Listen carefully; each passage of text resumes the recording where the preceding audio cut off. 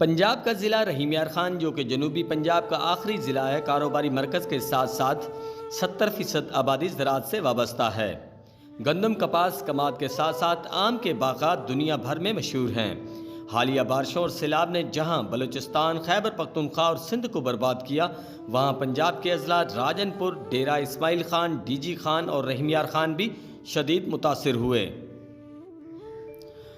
تونسا اور دریائے سندھ کا پانی ضلع رحیم یار خان سے ہو کر سندھ کے گڈو بیراج اور سکھر بیراج سے ہوتا ہوا سندھ کی بڑی آبادی کو سیراب کرتا ہے۔ حالیہ بارشوں اور سیلاب سے رحیم یار خان کے علاقے سون میانی، چاچڑا شریف، بھنگ، گڑی خیر محمد جھک، آباد پور سمیت دریا کے اندر بسنے والے ہزاروں مکین جہاں متاثر ہوئے ہیں، وہاں ان کی کپاس، گھاس، کماد، سبزی فصلیں تباہ ہو گئی ہیں۔ تاحال مکانوں اور فصلوں کے حوالے سے تباہی کا اندازہ نہیں لگایا جا سکتا۔ محکمہ زراعت کے مطابق 2 کروڑ سے زائد گندم جبکہ 70 لاکھ سے زائد ایکڑ کپاس، 3 لاکھ سے زائد ایکڑ گنے کاشت کیا جاتا ہے، جبکہ کچے سے ملکہ دریائے سندھ اور اس کے کنارے پر بسنے والے آبادی اور فصلیں سیلاب سے شدید متاثر ہوئی ہیں۔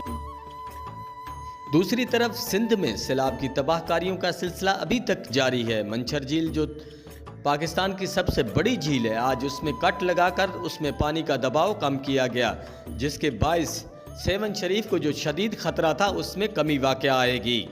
میہڑ بھی مکمل طور پر جو ہے سیلاب کی زد میں آ چکا ہے۔ سندھ کا کافی علاقہ جو ہے سیلاب کی زد میں ہے۔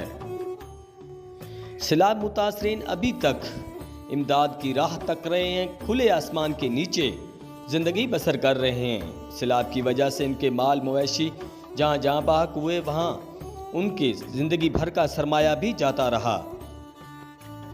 سیلاب متاثرین کا شکوہ ہے کہ حکومت کی طرف سے ابھی تک ان کے لیے کوئی خاص امداد کا اعلان نہیں کیا گیا، جبکہ لوکل سطح پر جو انجمن تاجران یا دوسری سول سوسائٹی کے لوگ امداد اکٹھی کر رہے ہیں، وہ ان تک تو پہنچتی ہے۔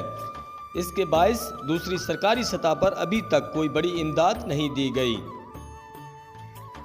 سیلاب کا پانی کھڑا ہونے کی وجہ سے کئی وبائی امراض بھی پھوٹ پڑی ہیں، جن میں ملیریا، ڈائریا اور ٹائیفائڈ کے امراض زیادہ دیکھنے میں آ رہے ہیں۔